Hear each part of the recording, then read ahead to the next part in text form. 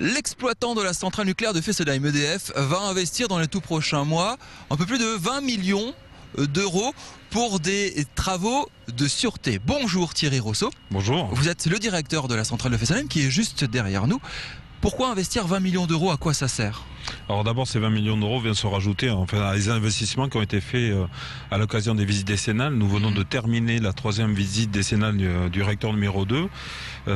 C'est un moment particulier, visite décennale, c'est là où nous intégrons les derniers standards d'exigence en termes de sûreté.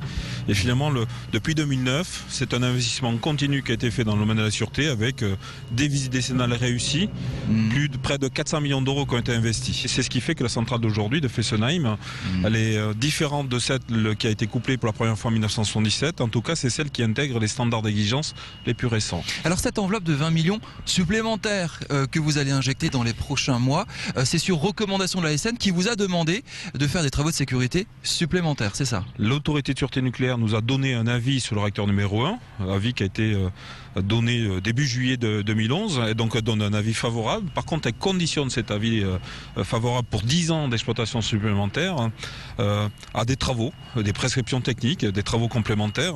En l'occurrence, il y en a deux qui sont marquantes. Le premier point, c'est le renforcement du radier, et le deuxième point, c'est la mise en place d'une source de refroidissement supplémentaire de nos installations. Le radier, c'est la dalle sur laquelle en fait repose le bâtiment réacteur, et donc l'autorité de sûreté nucléaire nous demande de le renforcer. C'est quelque chose que nous allons faire à la demande de l'autorité de sûreté nucléaire, suivant un calendrier qu'elle nous a fixé, à savoir juin 2013 pour le réacteur numéro 1. Et donc c'est ça que nous sommes en train de préparer. Nous faisons actuellement, au moment où je vous parle, des essais sur maquette pour vérifier toutes les conditions d'opérabilité de cette opération que nous allons conduire effectivement début d'année prochaine. Est-ce que l'annonce de ces travaux aujourd'hui, à quelques jours maintenant de l'élection présidentielle, ça doit être interprété comme un signal au candidat socialiste François Hollande qui a annoncé la fermeture de Fessenheim durant son quinquennat? Il l'a encore répété il y a très peu de temps, il veut fermer Fessenheim durant son quinquennat s'il est élu. Oh, moi, je ne veux pas envoyer de signal. Vous savez, mon métier et le métier des 1000 salariés qui travaillent sur le site, c'est de fabriquer de l'électricité. Nous assurons quelque part un service public de fourniture d'électricité. Donc, je ne commenterai pas en fait les postures des différents candidats. On entend beaucoup de choses sur le nucléaire en ce moment. Je voudrais vous faire partager cette réflexion. Il y a un an, séisme au Japon. On a tous la catastrophe de Fukushima en tête. Plus de 50 réacteurs sont aujourd'hui arrêtés. Ceux qui veulent fermer les centrales expliquent que, voilà, le lobby nucléaire nous explique qu'il faut 20 ans, 30 ans pour arrêter les centrales. Regardez au Japon, ils ont mis quelques mois. Qu'est-ce que vous répondez à ça? Vous savez, je le dis, moi en tant que directeur de la centrale de Fessenheim, ma priorité c'est de produire l'électricité en toute sûreté. Ce n'est pas d'établir une politique énergétique pour la nation. Il ne m'appartient pas de Mais quand on définir ses entend choix. une centrale, ça peut se fermer en quelques mois, on peut changer du tout au tout, ça doit vous faire réagir quand même en tant que patron de centrale nucléaire. Ma priorité, c'est produire en toute sûreté.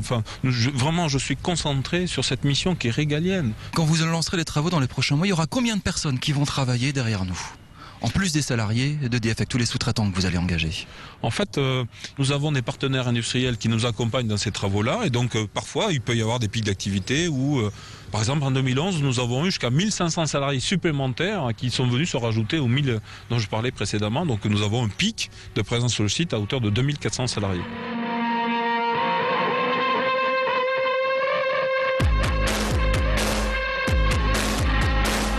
Nous avons essayé de faire comprendre qu'aujourd'hui c'est une aberration, ce n'est fondé sur aucun élément technique, sur aucun élément financier. À partir de là, nous souhaiterions être intégrés au débat sur la politique énergétique que nous demandons. C'est inacceptable parce que nous au niveau site, tous les agents, y compris les gens qui travaillent ici, l'entreprise, on est pris en otage quelque part. Donc c'est très dur à assumer. Il y a 9 réacteurs nucléaires en cours de démantèlement en France. Il y a une unité d'ingénierie qui gère le démantèlement de ces centrales, et le démantèlement d'une centrale permet de maintenir environ 10% des effectifs. 10% seulement? Environ, oui, c'est la moyenne, 10% des effectifs. Mais n'importe quelle personne qui a déjà vu une usine fermée sait bien que quand on détruit une usine, ça n'emploie pas autant de personnes que quand cette usine fonctionne. Je tiens prêt de nouveau à rencontrer M. Hollande tel qu'il nous l'avait proposé. À part ça, nous nous positionnons, notre travail c'est de défendre les salariés, c'est de défendre le site.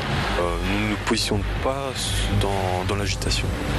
Dans une situation de crise comme on peut connaître aujourd'hui en France, en Europe et dans le monde, c'est quand même insensé de décider la fermeture d'un endroit où on emploie 1 millier de personnes au quotidien, quasiment 1 millier de personnes au quotidien, et avec des surcroîts d'activité pendant les arrêts de tranche qui peuvent aller jusqu'à les 500 personnes, et ça c'est pratiquement tous les ans. Au nom de la sécurité, la vétusté, c'est un argument que vous ne voulez pas entendre. Sur la sécurité, sur le site, mais elle est au top, elle est au mieux qu'on peut. Donc on a la centrale la plus sûre de tout parc 900 MW.